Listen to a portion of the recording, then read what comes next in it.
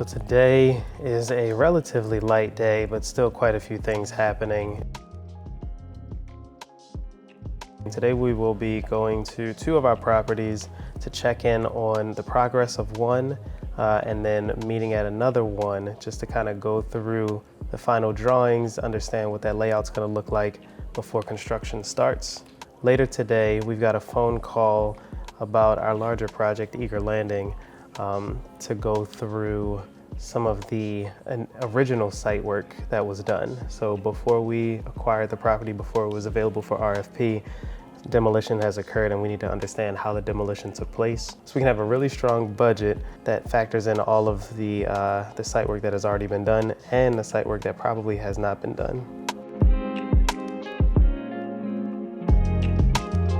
All right, so here we are at a house that'll be listed any day now. We had a small issue with the roof on the extension and we had to get that fixed, completely replace it. We didn't expect that, we didn't budget it, but that's okay. Things that we have to do to make sure that these projects are truly turned into homes. Now, when they finished the roof, what they did not do is put the dryer vent back in and the pitch pocket to seal it. So I had to give them a call, wait another week and a half. Frustrating for me because my lender needs the money, frustrating for them because they have to go back and forth to the house multiple times, but it got done, so we're gonna go inside and make sure that it got done. All right, come on, let's take a look. We knocked down some walls on the main level, opened it up, allowed for the kitchen to come out very nicely. Upstairs, we've got 3 bedrooms, 1 bathroom. There's a skylight that allows for natural light to come into the middle bedroom. And the owner's bedroom is a nice big area. Always good to keep a dehumidifier in houses. This way,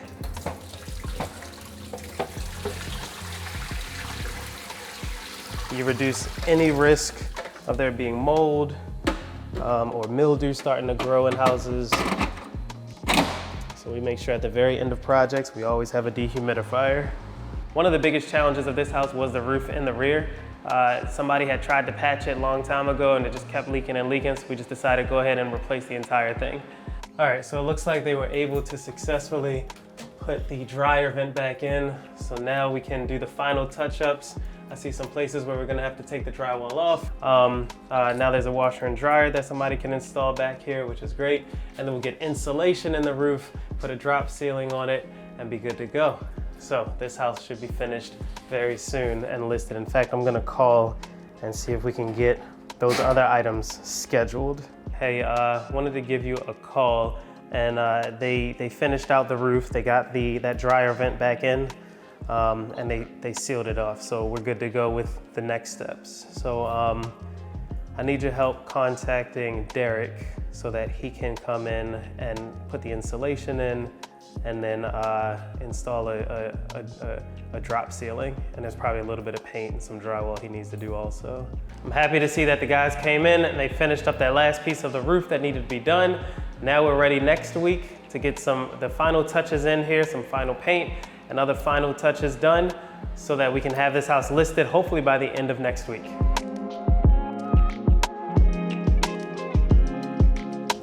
So Mobilize Baltimore was a huge success. I mean, it was a lot of fun to put that together and then to execute on it and really see people's light bulbs go on as they started going through the different activities and asking questions to the different panelists.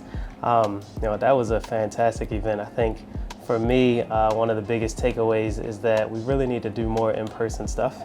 I think as we look into the future, we had a really strong showing on this one, but it'd be great to double it and then keep on growing it because there's a lot of value that's added at Mobilize Baltimore.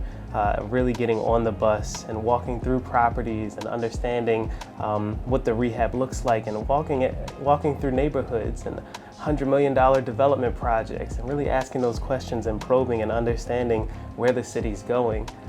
Helps to reduce those barriers to entry, those mental barriers that stop people from just jumping in. Really what we need to do is get additional lines of credit because the company should be able to float better than it is right now. The issue is multifaceted. One, it's just, we need to have more of a conversation, make sure what's being done is being done the right way. Mm-hmm. But beyond that, it's even how we think about scheduling our draws and invoicing clients and stuff like that. If that's not thought through correctly, then we're owing money without bringing money in, obviously. But beyond that, if it's taking us longer to get stuff done and then our draws are based on work completed versus dates, then, so it's just like there might be some stuff that we have to change.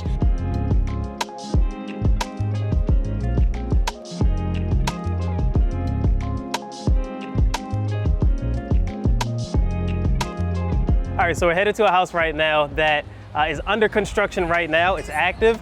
Demo is being done while framing is also being done. Same crew, so they can kind of work in tandem side by side and get it done. We're about halfway framed at this point. A little more demo needed, but it's gonna look good. Let's go take a look at it.